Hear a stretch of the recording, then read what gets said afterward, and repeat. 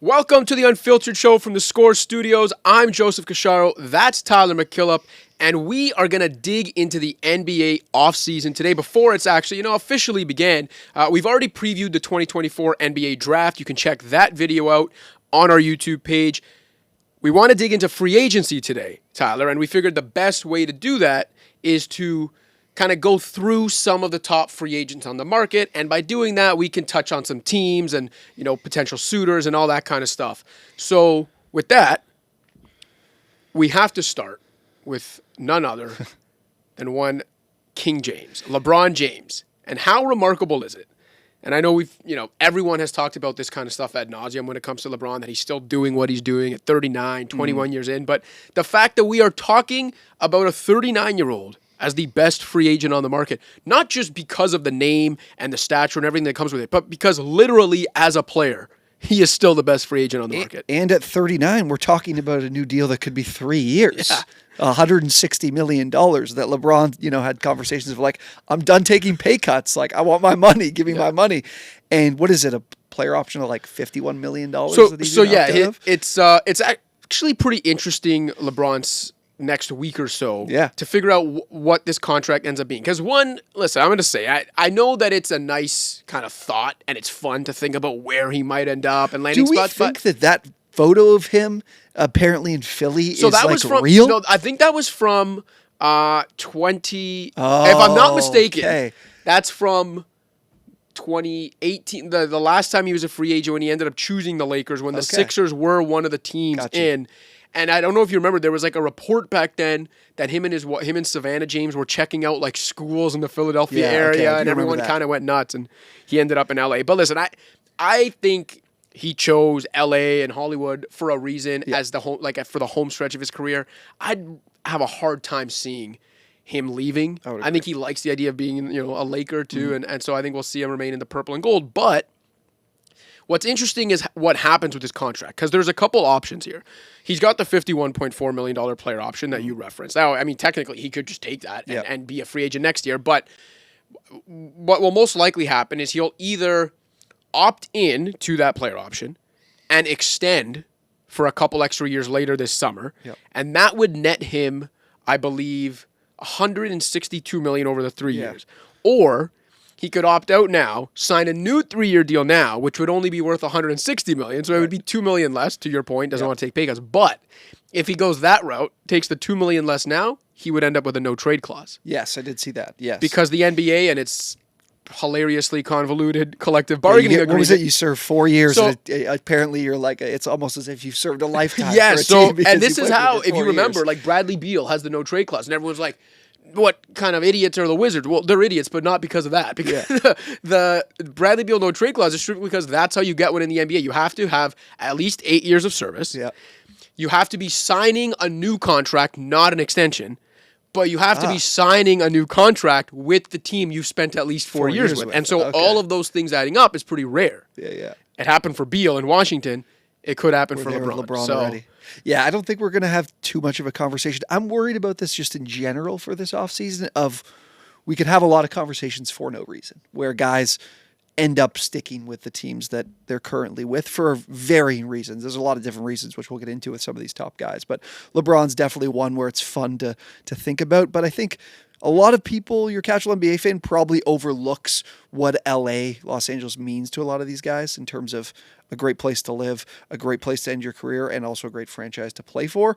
And as much as LeBron would love, adding another ring to the repertoire, I still think Los Angeles will give him a chance to do that. Going to a place like Philadelphia, I think it'll probably give him a better chance to do that. But is it worth it for him?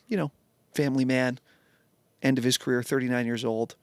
I don't think that'll be the case. So yeah, honestly, if Cleveland was in the conversation, even though he's done that twice now, played at home, and he's gone back there once, I could maybe see something like that. But it's hard, like you're saying, it's hard for me to envision him at the tail end of his career, given his stature, just kind of going somewhere as a 1 or 2 year pit stop at the end of his career. I just can't see that. And just honestly, the fact of him still playing basketball at this high of a level, being still a top 15, 10 player in the league at the age of 39, that might be something he wants to continue to be the center of, as opposed to going into a place like Philadelphia where we're less caught up in the impressiveness of what he's doing at his age. We're more focused on, hey, can you get us another title, or you can get us a title at this new destination? So yeah.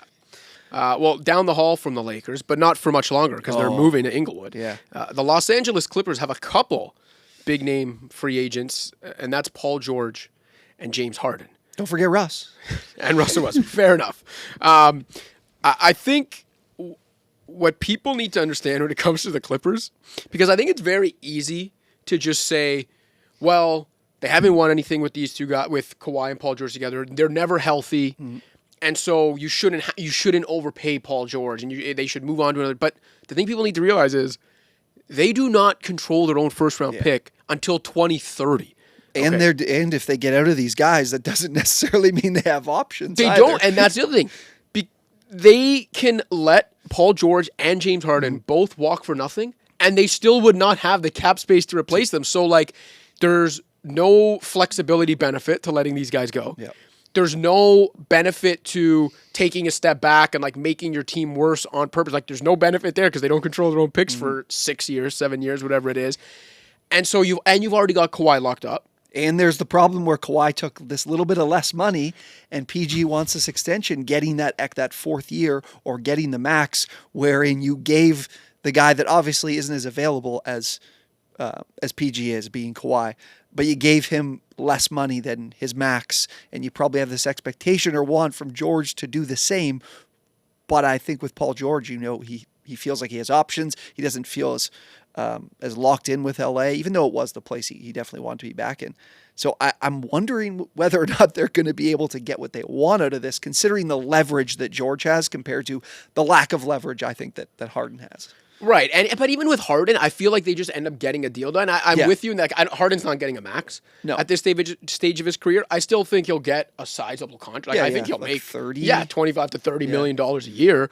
But with George, he's got that leverage, and that's what I'm saying. He's kind of got them over a barrel. Because it's you might not think I'm going to be worth this over the life of my contract into my late 30s, but what are your other options? Mm-hmm. They're moving into the new arena, which obviously you don't want to move in there with all a dark cloud over the franchise and them taking a step back. For sure. Right. Because the fact of the matter is, I've had this conversation with friends before, and people can tell us that if they're watching, if they agree with this. I think it's not a huge portion of people that attend Clippers games, but I'm sure people went to Clippers games because they wanted to go to what was the former Staples Center, like an iconic arena in the city of Los Angeles where, incredible, we've seen incredible teams. We've seen Kobe Bryant play years and years and years there, and so many legends walk through that arena. And now they're going to go try and build something of their own in a city where, you're not only are you second fiddle to this NBA team, you're second fiddle to a number of things you can be doing in Los Angeles other than going to a basketball game, and doing it in a way that isn't with some stars to be able to attract people to go watch, and a team that's having success. Steve Ballmer has all the money in the world. Maybe it's we can soak this for some time, but it could be a long time if it's not with at least a few more years of these three guys. Yeah, and that's the way I see it. It's you might laugh at the fact that they're kind of banging their heads against the wall, trying the same thing over and over again, and it's not working. But again, they're kind of out of other options. There's no benefits to doing anything else or taking a step back. And so I think at the end of the day, they kind of have to give Paul George his money. And the crazy thing to me is that it seems like they are playing hardball with him. If you read all the reports, and that's what I don't understand. It's what do you guys think you're getting out of this? If he goes somewhere else, you're boned. Now, the most recent reports are that they might do this thing where he opts in and they trade it as part of a extend and trade or something like that. Or an opt-in and trade where they would just trade him, I guess, then with 1 year on his contract because and maybe they get something for him, but still, even at this stage of his career, you're not getting equal value in terms of talent trading Paul George with a year on his contract for bits and pieces. It's better than losing him for nothing, but you're not getting equal value. They will be worse next year if that 100%. happens. So I think people have watched for a few minutes here. We should probably have more fun than just saying all these guys are going to re-sign. I want to know what you think if either of these two guys weren't going to stay, where you think they would go. George, to me, is just the number one top option for Philadelphia, and then they have a litany of other ways they can go if they don't get him.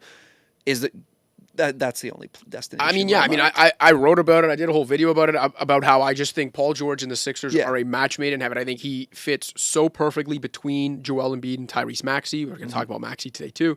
But then there was this recent report, I don't remember who it was, but that the Sixers have reportedly moved on from their pursuit of George. And then that made me think, maybe they already know he's going to re-sign with the Clippers. Yeah. Then this other report came out that, no, actually, it might be an opt-in and trade. Who knows? But I will say this, because one team has been floated out there as kind of like a bit of a, I wouldn't say pipe dream, but maybe kind of out there. And that's Oklahoma City, who, as we know, has all the trade capital in the world. Yep. A couple more years without paying anybody else. Is ready to win now. Yep. Just traded for Alex Caruso without having to give up any of that draft capital. Yep. Don't have to worry about, like you said, for a couple more years at least, Holmgren and Jalen Williams are still going to be on rookie scale contracts, and that's really the time they need to kind of capitalize. Yep. And Paul George, even though he once demanded a trade out of Oklahoma City, he did stick it out there a couple of years. He did re-sign there at one point, and all the reports are that he was actually happy with his time there and liked the way they treated him there, the fact that they honored his trade request. Yep. How insane would it be if after all this, if after LA gave up half a decade's worth of controlled draft picks to Oklahoma City? That would suck. Oh my God. I've said this before, I'll say it again. If this ends with Paul George in Oklahoma City, after everything the Clippers gave to Oklahoma City to get Paul George years ago without winning in the meantime, Steve Ballmer needs to demolish the Intuit Dome before the Clippers play a game there, because that is just too much humiliation. It would make a ton of sense for that team, for sure. And I think that when you look at some of the other options people have discussed, one being Orlando, obviously, the Thunder are definitely a much more well-positioned team to compete and win a title as they are than Orlando is, and then put them in the mix, and they're even in a better spot. Yeah. I would definitely be intrigued by Oklahoma City if I'm George, because like you said, I never felt like there was a lot of tension there before his departure either. It was pretty seamless in terms of him wanting out and then getting out. What do you think though about the Harden side of things, of any other options? His style of play at this point in his career, he can't get to the rim quite at the same level as he used to. Obviously still effective there and still a good perimeter scorer. I was thinking about it's kind of about what he wants to do with these later years of his career. Most guys want to go win a title, but what about a San Antonio? What about playing with Victor and obviously being that key facilitator in their offense that I would think could be a playoff team, but it's probably not one competing for a title. No, I think that's a really interesting point because, if you watch San Antonio this year, obviously everyone's focusing on Victor and how good he already is, and just like a player that good already gives them a chance to be semi-competitive this coming year and maybe contend for a play-in spot. But for those that watched the Spurs last year, they were actually pretty solid and competitive when Victor Wembanyama, in the minutes he shared the court with Trey Jones, who's probably the closest thing they had to a natural point guard, if you want to call it that, or whatever. If they get that kind of guard play with Wembanyama this year, I think they'll be good. Yeah. And to your point, Harden would be really interesting. I still feel like he just ends up staying. I almost feel like at this point, I think it's even more likely. It's more likely than George. Right. But I think the Spurs are a good team to think about in this equation for all of these guys. Yeah. Even again, it's not going to happen, but if we were to have some fun with LeBron, all the battles against the Spurs in the finals over the years, from in Cleveland and in Miami, playing with Pop, who he obviously greatly admires, helping Victor Wembanyama become the next one. There'd be so many great storylines there, and actually being pretty damn good with them two together. Yeah. Again, don't think it'll happen, but I do think the Spurs are kind of this fun team to think about with all these guys because they've got some space. They don't have quite max level space, but they've got cap space. They've got the best young player in the league. Yeah, that's the only place I can really think of with Harden. Bridges burnt in Philly, that's not happening. Yeah. Not as long as Daryl Morey's there anyway. No. If you believe what Harden says. Okay, OG Anunoby is another guy. Yeah, this is getting messy. Well, at the time, everyone just assumed he's re-signing in New York. Yeah, it's the same as with Quickley, who's restricted free agent, obviously, and in a spot where you don't really see anything else happening other than maybe forcing the Raptors to spend more money than they'd like. But OG's deal is just, I think we're at a point where the relationship, obviously, with him being with CAA and the Knicks makes it that I don't think anything changes. But he's another guy, just kind of like Quickley, where it's like there's some teams out there that could force the Knicks' hand to just spend. Give him what he's up for. He could make $200 million. Well, like yeah, 5 years, $200 million, right? Yeah, there's reports that there are teams that might be willing to max him, and if not, I still think he's getting in like $30-35 million a year plus. Because again, people can say what they will about that, but this is the NBA market. Like, this is the NBA economy now. Look at the salary cap. The players have to get 50% of that. That's divided among all of them. Like, then there's the taxes, all that.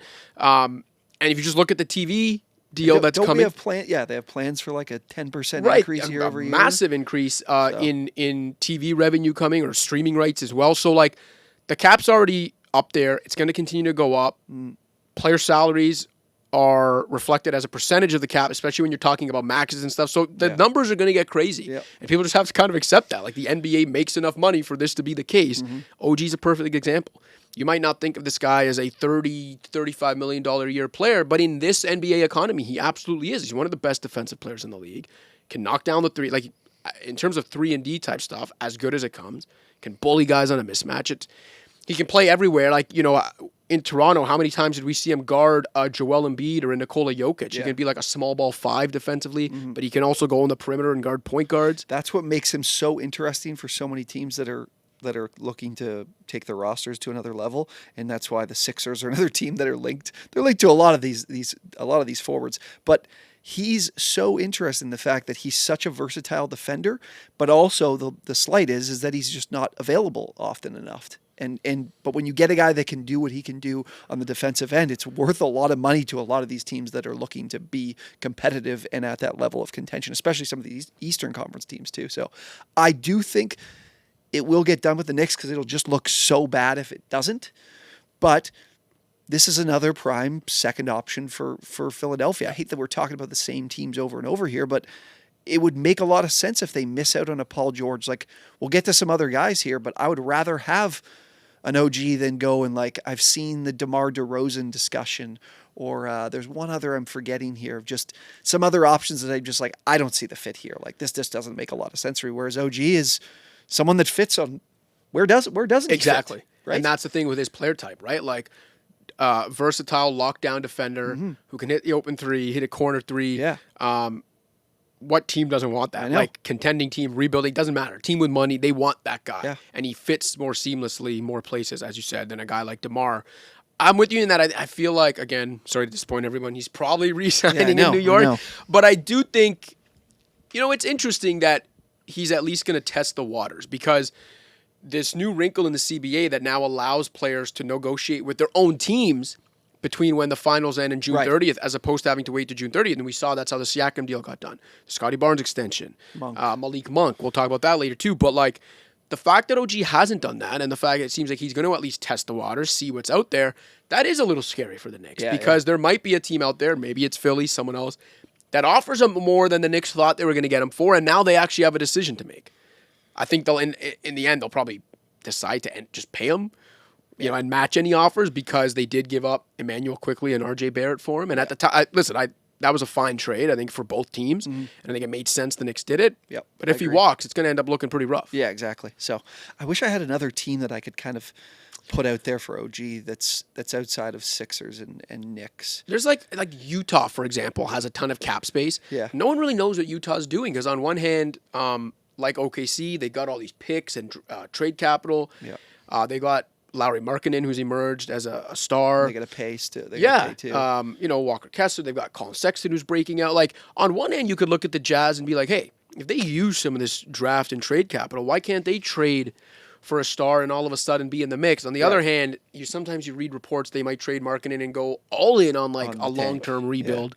So I don't know. I think it's this year right now, because I know we talk about next year's class being really, really tantalizing, and the Nets being the team that might just sit on their cap space and their money in order to make a big splash next year with a bunch of guys available, because it's Tatum, it's Mitchell, there's a litany of guys that are set to be free agents, and who knows if they will be. But I think a team like the Nets could be primed to spend some money this year and get involved with some of the pieces that they do have and get a little better. I know Claxton's a free agent as well, but they might just, some of these teams might just decide to sit on their money, but there's like the really bad teams. There's the Pistons that have a ton of money that they can spend. Yeah. So it's like, for a lot of these guys, it's like, well, there's some other options where teams have the money to give you, an OG $200 million, but will they decide that you're the right guy to do so, or they have this pipe dream of 2025 of we can go after X, Y, and Z. So yeah.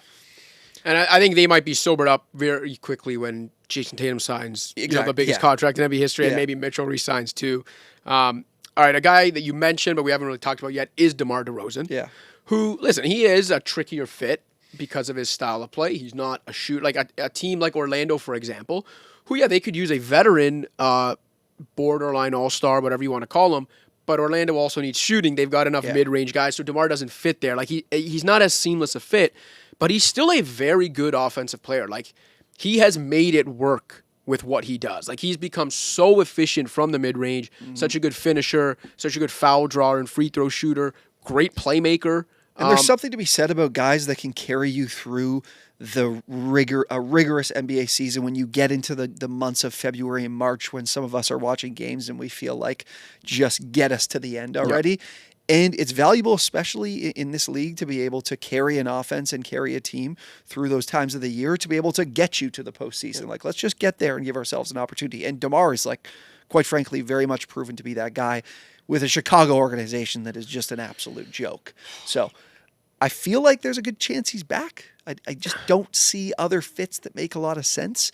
And I just don't like the Philadelphia one because of what you're mentioning with his style of play. I just don't think it meshes well with that roster because they have those more ball dominant guys. And I don't really know how much you're going to get out of DeMar and get his best unless you get Embiid running into injury, and we need DeMar to carry this team a little bit more at a certain time of year. But in terms of winning a championship and being a team that finally gets over the hump and gets to a conference final, DeMar isn't that missing piece for me.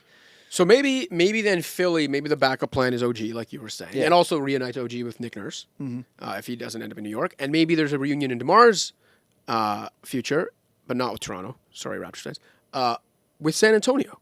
Like, we talked about them as, not having max cap space, having space, though, probably being ready to at least take, not necessarily the next step towards contention, but, like, towards maybe competing for a play-in or playoff spot.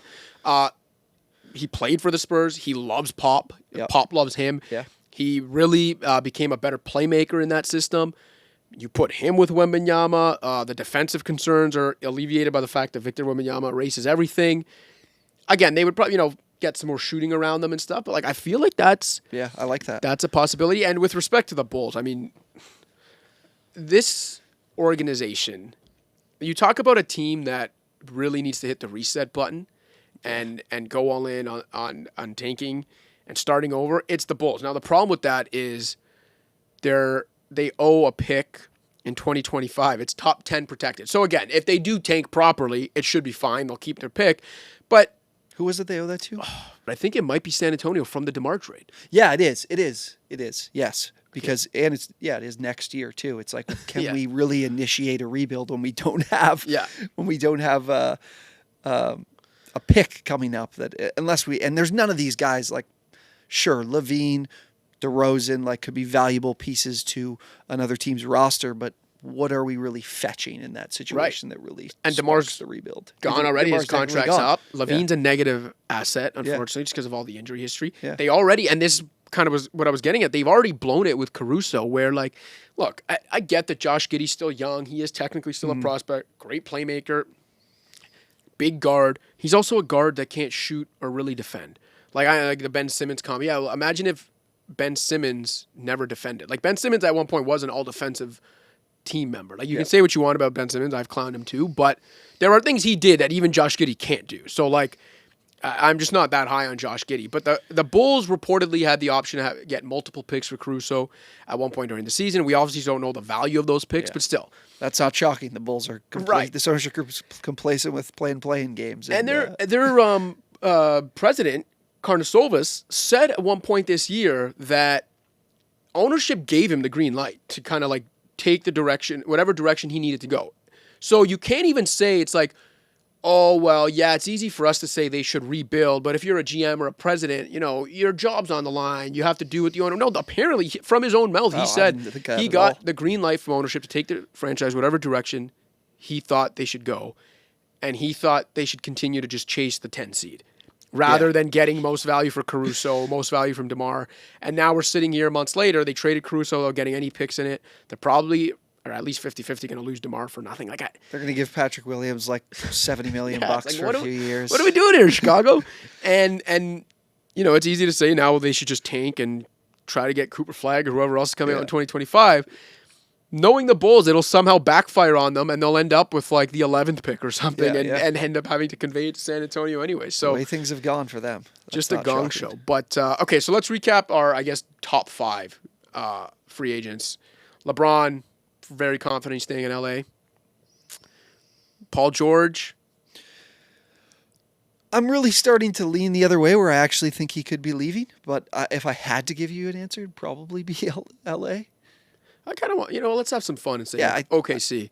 OKC is a really nice fit. And if it's true that the Sixers have eased off their thoughts, then that's the only other sensible place. I don't really like a Orlando fit for him. Yeah. There, so Harden stays in LA? Yeah.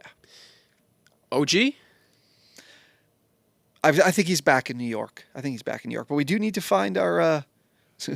there's going to be somebody that the Sixers are spending money on. This is a desperate team. I'm going to say it ends up being OG. Yeah, it would be. I think it would be good for them. It'd be horrible for the Knicks. It'd be a laughingstock moment for the Knicks, which isn't art few and far between. Yeah. And then lastly, DeMar, I'll say Spurs. You? Yeah, I like that a lot. It wasn't in my mind, but I do like the Spurs. I think it's a good fit. And you look at, that was a brutal moment for DeMar in his career, leaving Toronto, leaving that team behind, and Pop picked up the pieces with him, and he was great. So that would be a good fit. I like that because, again, that's not a team as serious about contention and more just advancing their experience and their roster a little bit. Yeah. So like that. Okay, now for a few players that have already agreed to new deals, because as I said, the new wrinkle in the CBA is teams can negotiate with their own players can negotiate with their own teams. Sorry. Scotty Barnes signs the max extension off his rookie scale deal, which is worth 25% of the cap in the first year. But it could, if he makes All NBA or wins MVP or Defensive Player of the Year this coming year, then it becomes a 30% max where it could be worth $270 million. Pascal Siakam signed the 4-year deal with Indiana, and then Malik Monk signs the 4-year, I believe, $79 or $78 million deal in Sacramento, which was the max he could extend for. Any of those deals, anything worth talking about from any of those deals? Anything there surprise you?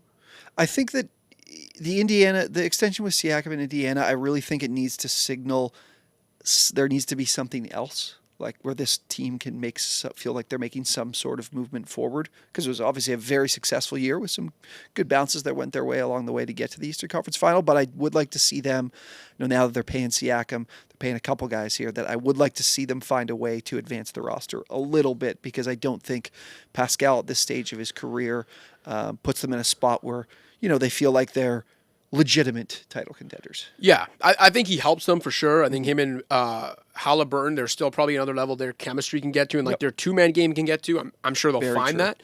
The thing, and I agree with you, I think the Pacers have the chance to do that and find that next guy, because they actually have a lot of young rookie scale contract talent on the team, and this is probably more an indictment of the Raptors, but they didn't give any of it up to get Siakam. So they still have all those guys. They have most of their picks.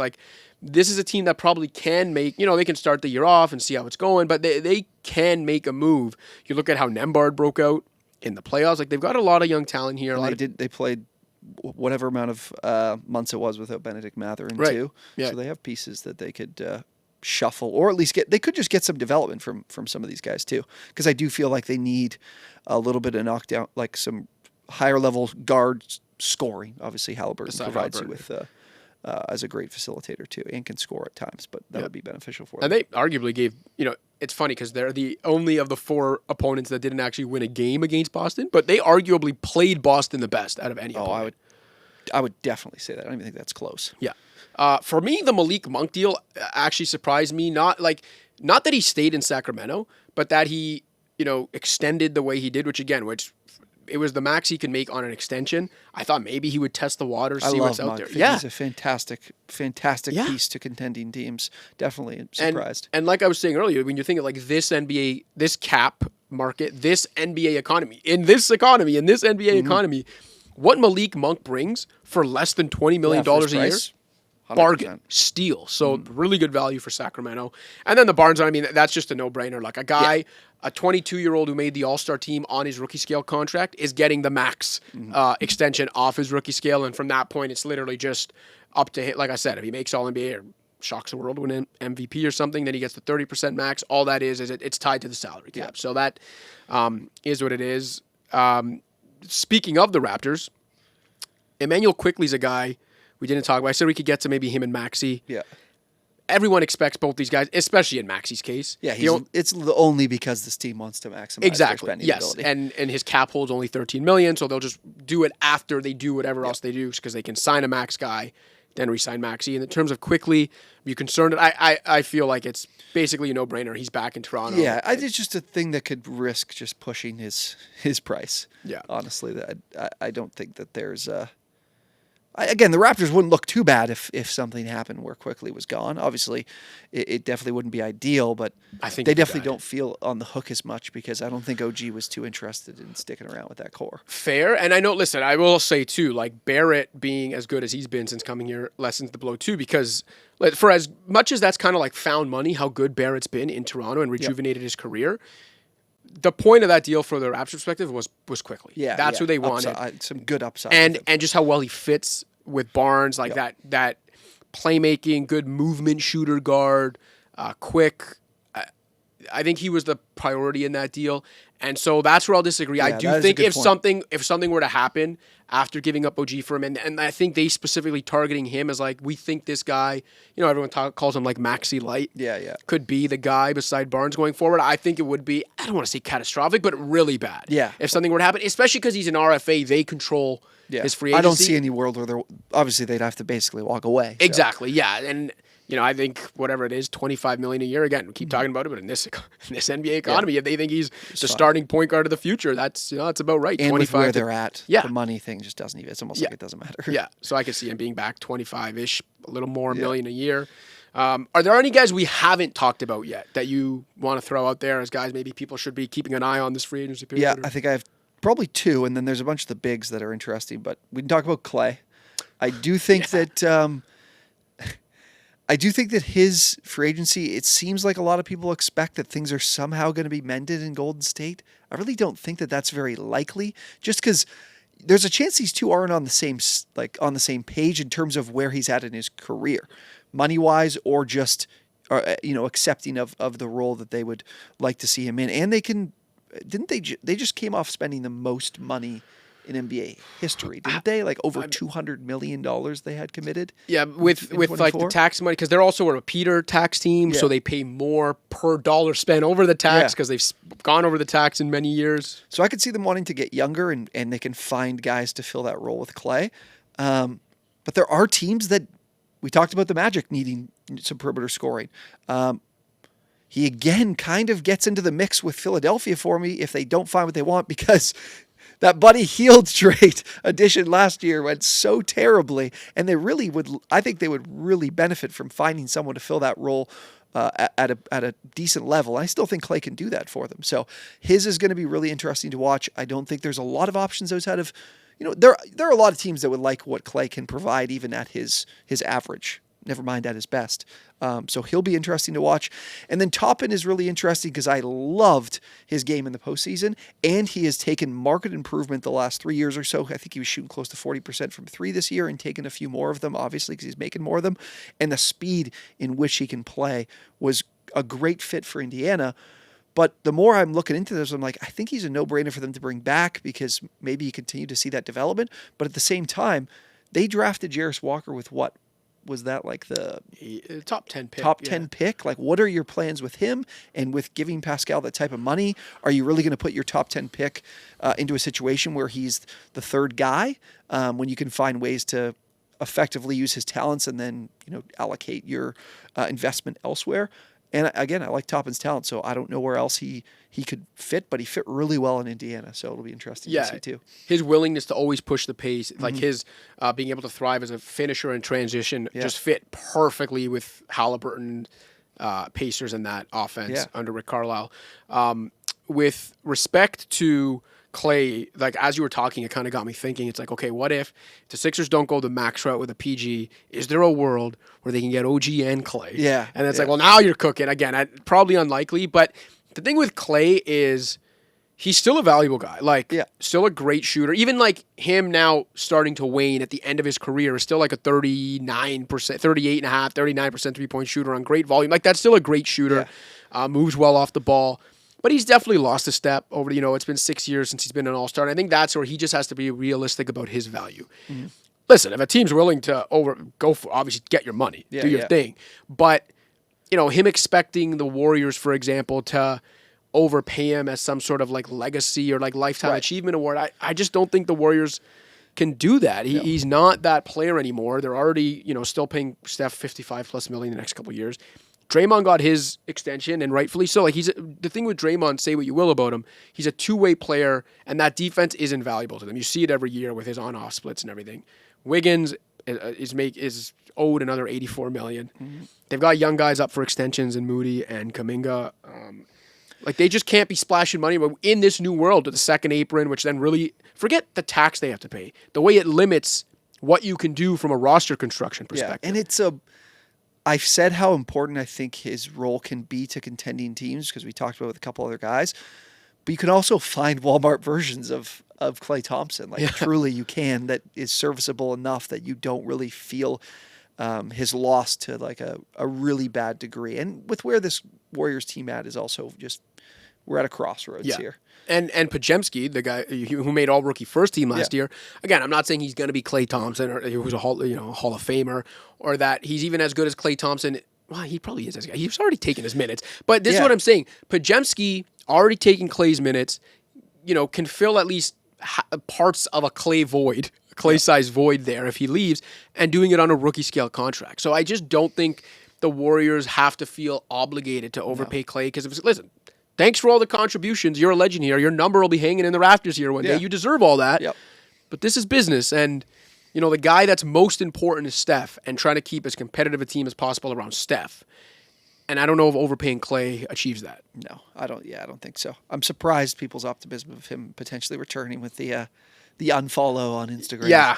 It's always I love that stuff. I know players do that just to stir conversation. Like it's not with any passion or personal vendetta. It's just, I think I want to stir the pot a little bit. Why not? I mean, gives us something to talk about. Exactly. The NBA is the greatest soap opera and storyline in sports. So, without a doubt. We will have many more storylines to talk about once free agency gets going because, we've only, touched the tip of the iceberg here today. 12 guys. There's your like D'Anthony Meltons out there that you probably don't want to hear. Yeah, but the thing is, like, you go back to last year, probably no one was talking about Derrick Jones Jr. on a minimum contract, right? But like those things, if they end up in the right situation, on the right team, the right guys around them, and some of the guys we don't talk about will end up being the guys that 12 months from now we're talking about having a good role on a finals team, right? So there will be a lot to talk about as we go forward here in the offseason. I think we can put a bow on this for now. This has been our free agency preview here at the Unfiltered Show. Again, make sure to go check out our draft preview show. Like and subscribe. Hit up all the content. Until next time, for Tyler McKillop, I'm Joseph Casciaro.